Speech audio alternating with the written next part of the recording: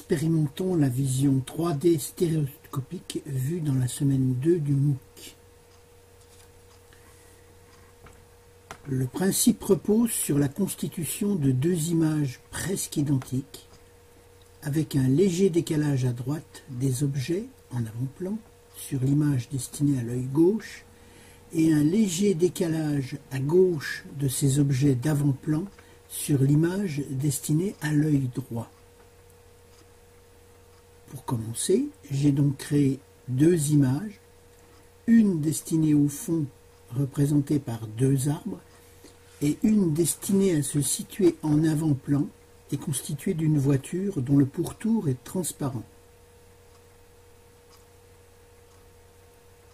J'aurais pu réaliser mes deux images droite et gauche à la main avec un logiciel de traitement d'image comme The GIMP par exemple, mais vu mon âge et un léger Parkinson, j'ai pensé que ce serait trop délicat.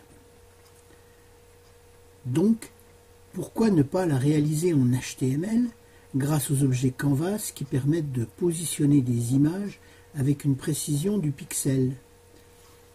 J'ai donc écrit un petit fichier HTML avec ces deux canvas, canvas droite et canvas gauche, où je vais pouvoir constituer mes images.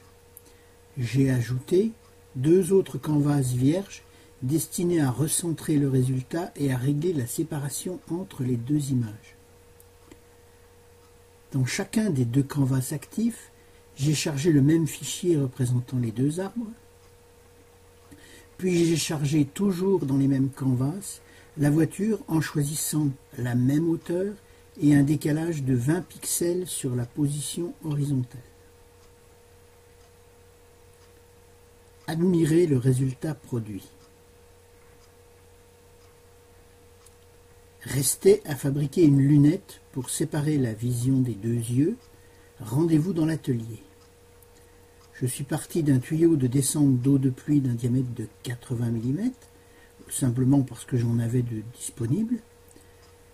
J'ai pensé aussi que la forme arrondie de ces tuyaux me laisserait entre ces derniers de la place pour loger mon nez. J'ai taillé deux morceaux de 50 cm de longueur que j'ai assemblés avec de la colle à chaud. Voici donc ma lunette de vision 3D. Expérimentons le résultat. J'évalue d'abord la distance entre mes deux yeux en positionnant un réglet devant mes lunettes et en visualisant le résultat dans un miroir.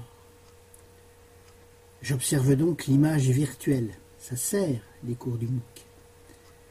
Je trouve environ 6,5 cm, ce qui fait un peu plus que précisé dans le cours.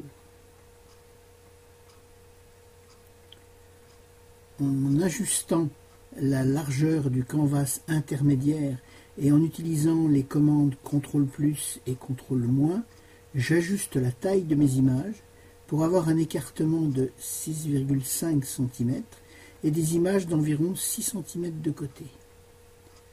Je positionne ma lunette contre l'écran et j'observe. Résultat.